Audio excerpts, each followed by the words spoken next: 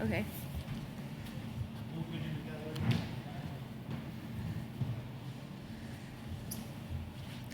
Hi, everyone. So for the sake of time, we will be starting now. My name is Maria Azul Schwartzman. I am the engagement manager for the World Benchmarking Alliance, and I will be moderating today's press conference. In order to do this according to time, I will do a brief introduction, and then I'll introduce our panelists, and there will be some time for questions from the audience. So a little bit of context about this press conference is, as we're gathering here, in Baku, global leaders are facing pressing challenges to sustain the landmark decision that was agreed upon at COP28 of transitioning away from fossil fuels. And despite last year's pledges, there is a surge in new oil and gas licenses worldwide, which highlights the urgency of decisive action. According to the IEA, they recently confirmed in this World Energy Outlook that global fossil fuel demand will peak by 2030. And however, national oil companies, which will be the focus of today's press conference, NOCs from now on, who control half of oil and gas production, 40% of sector investments, and 2/3 of global hydrocarbon reserves, lack sufficient transition plans. So in this press conference, we will explore effective measures to hold NOCs accountable in alignment with the Paris Agreement, and we will be highlighting actionable strategies and financial frameworks that support this transition away from fossil fuels, drawn from the latest research from the World Benchmarking Alliance, the World Wildlife Fund, and Leave It on the Ground initiative. So first, we're going to hear from Andrea Webster. She's the Financial System Transformation Lead at the World Benchmarking Alliance. And Andrea, I wanted to ask you, what is the current state at play of national oil companies' transition plans? And then on the second stage, how can financial actors and regulators enhance their credibility while supporting sustainable investments in emerging markets? Thank you, Azul, and a pleasure to be here. In terms of where the current state of affairs are with the national oil companies, World Benchmarking Alliance has assessed 100 international oil companies and the national oil companies. Of those, the 40 national oil companies are behind their international peers, their international corporate peers. So where you would expect government and national companies to be leading, they are lagging. In terms of putting that into greater context and where we need to go from here, and I know that there is nothing new news here, but let's put into context what's been happening further out in the field in terms of governments being held to account and doing right by their populations. We know that there is a need that countries and national companies want to protect their domestic markets, but it is not unforeseeable that the likes of the flooding and what happened in Valencia and in Spain, that lack of preparedness by national governments, where you've seen that strong backlash, and it's unheard of that the public throwing eggs at a king. You know, that when you transpose that forward in terms of the readiness of national oil companies to protect their nations, they need to be on the front foot with their transition planning. They are currently a long way behind. Just want to put this in context. In terms of what the finance markets are expecting, and I move across the finance system, and having spent the whole day yesterday listening to private finance, the national oil companies are not outside of the reach of the national markets. Some of them depend on them for financing, and even those that are in the finance domestically, they still are going to be reliant on the financial markets, the pricing, and more exposed to stranded assets and the pricing that comes through the market. So the urgency is increasing, and we need stronger action. Thank you very much, Andrea. We'll go straight next to our next panelist, which is Elena Spiricius. She's the global lead oil and gas transition at World Wildlife Fund. Sorry, I thought the slides were on. So Helena, for you, my question is, to activate credible company transition plans, national and sectorial pathways are key. In this context, what are some of the learnings emerging from WWF's work for the implementation of 1.5 aligned NDCs to enable a shift away from oil and gas? Thanks, Maria, and good morning, everyone. We believe that the NDCs are the way to implement the historic GST outcomes achieved at COP28, especially the mandate on paragraph 28 that speaks about a tripling of renewable energy capacities, doubling energy efficiency targets by 2030, and transitioning away from fossil fuels, as you already mentioned. However, the current reality is that the pledges made at COP28 on energy transition do not close the emissions gap reduction, and similarly, the presented NDCs are still collectively insufficient to limit global warming to 1.5, with limited or no overshoot. As we have also seen the new NDCs presented here at COP29, countries may even present good overall targets for emission reduction, but they will still be insufficient if not accompanied by clear plans and targets to ensure climate justice and deliver a rapid and equitable phase-out of fossil fuels. WWF has developed the NDCs We Want checklist that you might have seen. In there, we provide a benchmark for robust NDCs 3.0 and highlighting what the countries should do to demonstrate progress. And it's not only about overall targets, but it's about how will you achieve those plans. Yesterday, WWF Turkey also launched their NDCs guide for how to transition in Turkey, and we are now finishing overall guide to how to accelerate a fossil fuels phase out through NDCs. And then we plan to have a toolkit on how to transform that into policies. I would just like to reinforce that point. Then those of you yesterday that were listening to the financial institutions, they were asking to talk big. They are expecting strong commitments on NDCs. Thank you, and now perhaps you can hear me, so that's better. Thank you. And however, we still have to remember that the international collaboration is key to limiting global warming to 1.5. For an equitable energy transition to be possible, developed countries should support developing countries to achieve their energy transitions, including through the use of public finance. Parties should provide climate finance to support an all-hands-on-deck participation approach to climate action. No new investments in the development of new oil and gas reserves, including in their associated infrastructure for production, refining, and use of fossil fuels should be made. Instead, such investments should be redirected to renewable energy deployment, energy-efficient measures, and also thinking about grids and microgrids, and energy storage, so we can have a better energy access.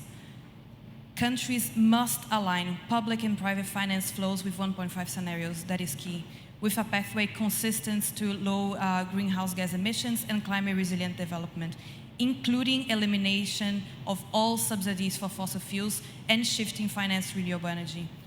Just to finish, I really would like to reiterate that overall, we must remember that stronger climate cooperation is the world's best hope for peace and shared prosperity, and this is what we expect to hear here at COP29 and on our way to Belém. Thank you. So now, if I could kindly ask the support team if we could showcase the slides. I'll pass it to Gil Kuna. I'm sorry if I mispronounced that. He's the founder of the Leave It on the Ground initiative, and he will be talking about specific approaches to operationalize the fossil endgame. And he will tell us a little bit more about harvest mode and how it can support countries and NOCs to shift away from oil and gas. Thank you very much, Maria, and for organizing this press conference. Lingo is a small NGO. We're focused on ending the burning of fossil fuels in time to avoid climate breakdown. And we focus in particular on conceptual tools to allow us to shift very quickly, such as identifying the biggest fossil fuel extraction projects, which we call carbon bombs, or places that do not use fossil fuels any longer, such as fossil-free zones. And in this case, since we are working on the transition of a national oil company in Mexico, where I am based, Pemex, we are watching that space closely, and during COVID, we learned about a concept that turns out will likely be a key ingredient of the oil and gas endgame, or the fossil endgame overall, and that is harvest mode. So what happened during COVID is that oil prices collapsed and companies had no cash. So one oil CEO said, we're in harvest mode. We're just harvesting, we're not investing anything, no capital spent on new ventures. And it turns out that that is what is needed today in the face of the climate emergency to align with a livable planet. And when you stop investing, and we can see that in the next slide, the International Energy has mapped that in a no new investment scenario, you get a smooth decline. And it turns out that that decline on global average is about 8%. If some of you remember, 8% was the drop in emissions during COVID, and it is the drop that we need for a Paris-aligned pathway. So by stopping investing, which is basically not, you don't have to do anything, you just have to stop doing something, you suddenly aligned with the climate scenarios. So that's the first message. The first take-home message: stop building new projects, enter harvest mode, and you will be aligned with climate targets. And the second interesting thing that turns out is that from a financial perspective, this is very interesting. Why? Because companies, oil and gas companies, what do? They drill holes, they extract oil and gas, they sell it, and then they take much of the money and reinvest it, betting on future profits. Now, if you enter harvest mode, that money that is usually being placed on bets on an uncertain future, on potentially stranded assets, you don't spend that money, you keep it. And you can give it back to your government in the case of national oil companies, and you can give it back to your investors in the case of private companies. So from a financial perspective, harvest mode is very interesting because in the short term, it gives you more revenue than business as usual.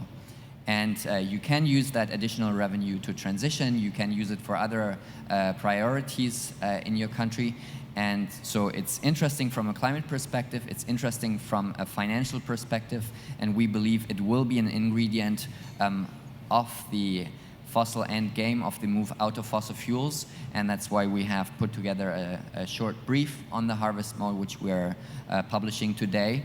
And we hope that more and more investors, strategists, governments, ministries of finance also will be looking at harvest mode as one necessary step on the way out of fossil fuels. Thank you very much. If I could kindly, if I can kindly ask the slides to be removed, thank you. So now we have 15 minutes for questions from the audience. So if anyone has any questions or comments that they would like to share, now's the moment. Please raise your hand. Okay. Yes, of course. We can continue the stimulating discussion, but please feel free to raise your questions if you do have them in time. I think I'm the finance person in the room here, and it's really interesting being part of this discussion, moving across institutional investors and then moving across the discussion on oil and gas. And a shift that I've seen happen over the last 2 years, very, very real change, is the deal makers are in the room. It's not just the sustainable officers that are talking about this. Those that move money are in this discussion. And the risk on stranded assets is significant. So the national oil companies, I think they're linked to up to, I think it's, they've got about $500 billion of foreign bonds on the market and a risk of stranded assets of up to $4 trillion.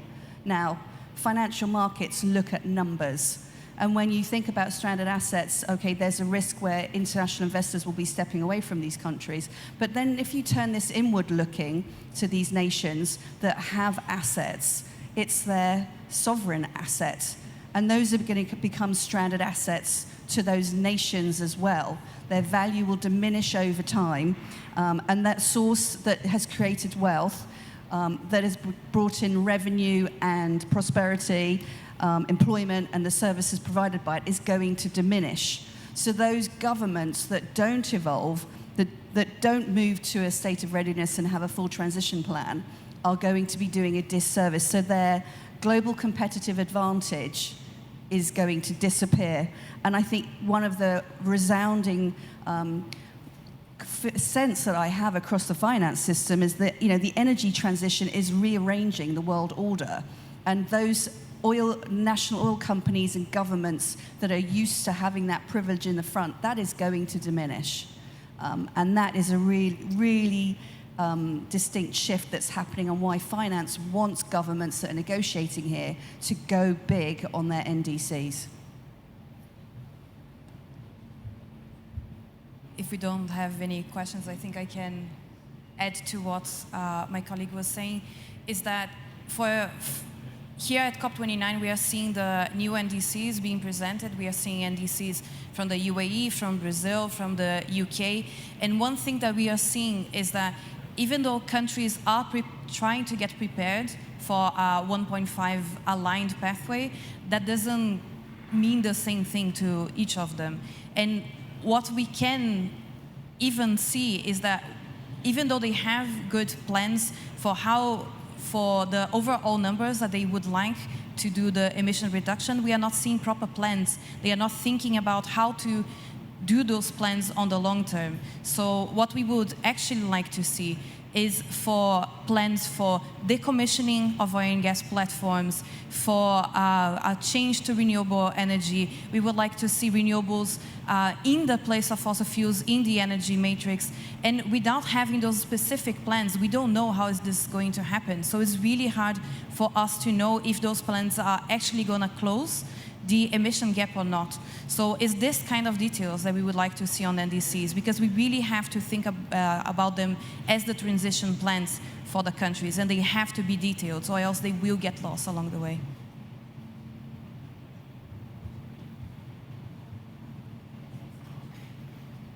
No, I have a follow-up question on that, because given that you are from Brazil, how's the experience with the national oil and gas company in Brazil, Petrobras, and Brazil's NDCs, their leadership in COP30, and how is that all coming together and aligning towards next year?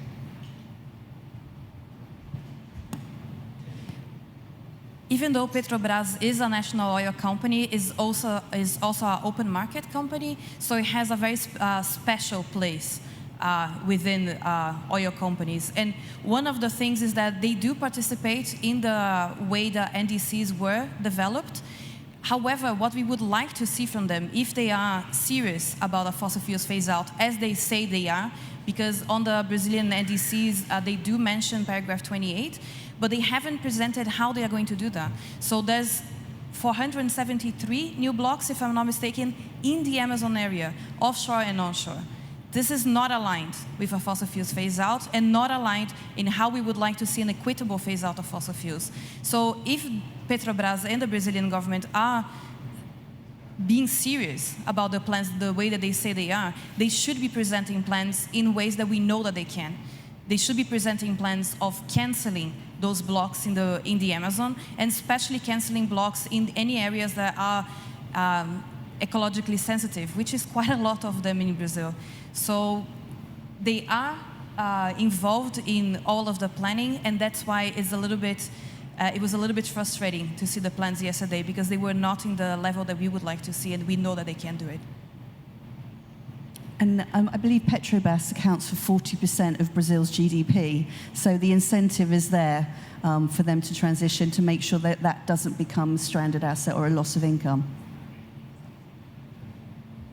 If I may add a few words on Petrobras, we had a press conference here a few days ago at the opening of COP about the carbon bombs by the climate troika. The troika is the previous, the current, and the upcoming COP presidencies, the UAE, Azerbaijan, and Brazil.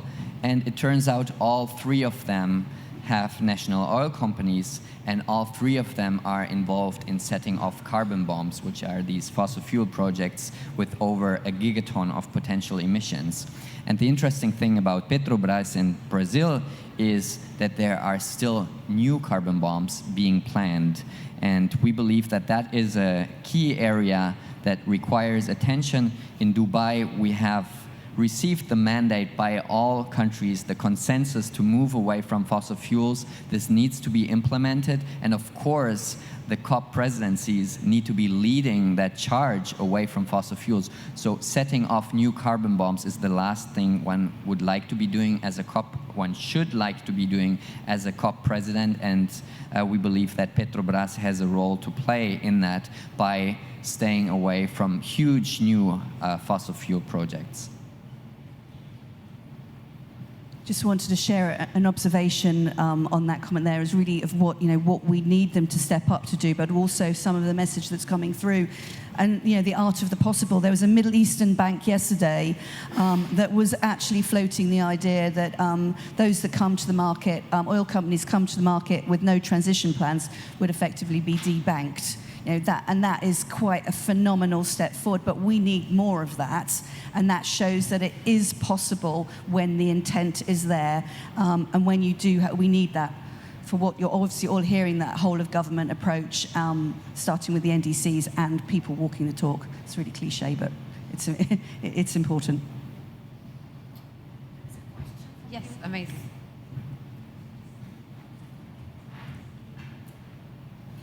Hi, can you just reiterate, I may have come in late, you may have covered this, but just wanting to understand more about just transition from the standpoint of oil and gas companies, and what kind of carrots, in addition to sticks, that public entities, federal governments can use to really encourage and support this transition. And just what strategies? I mean, obviously, to put in regulations that say no more oil and gas development is one approach, but what are the other approaches, perhaps, maybe from a carrot side, are being considered or employed by governments?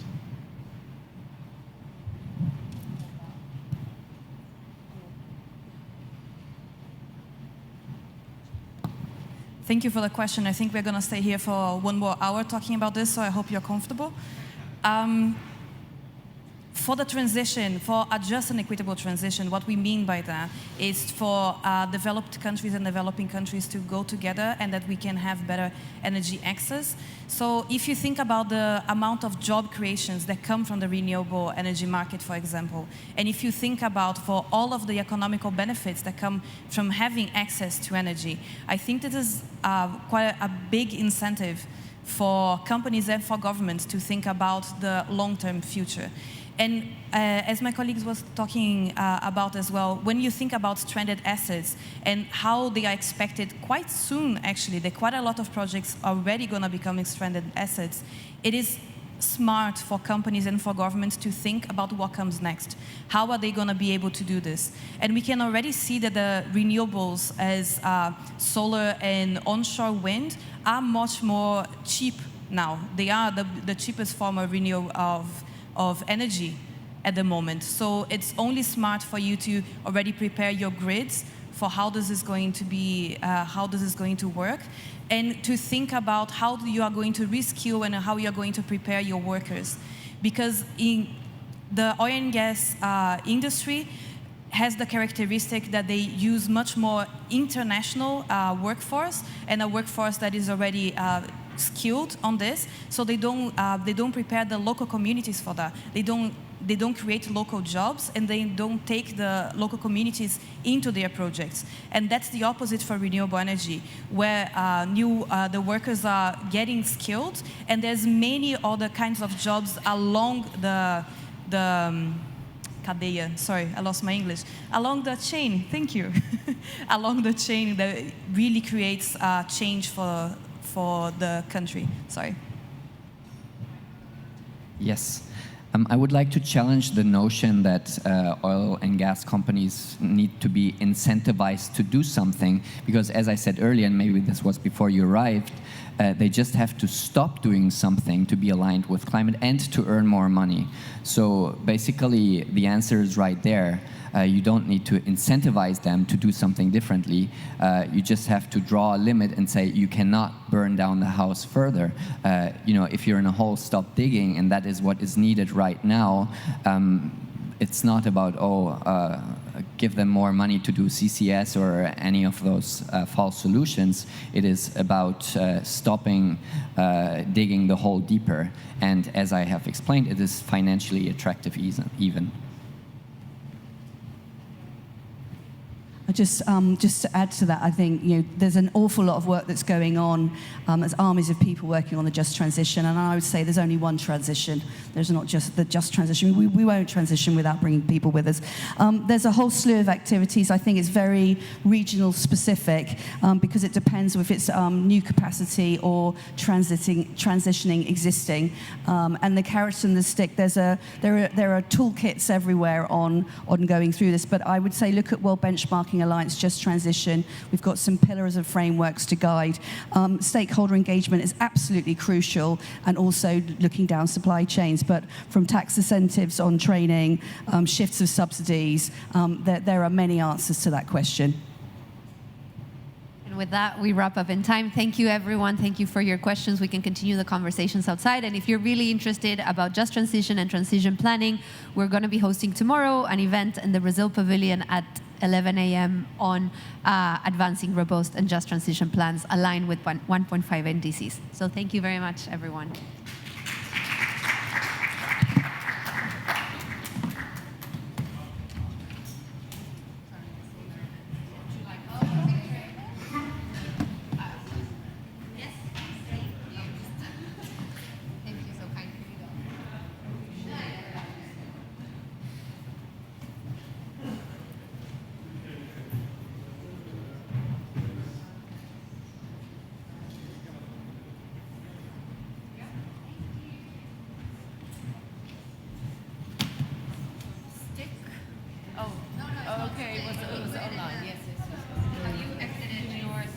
No, it's a public. Okay. It's a public thing.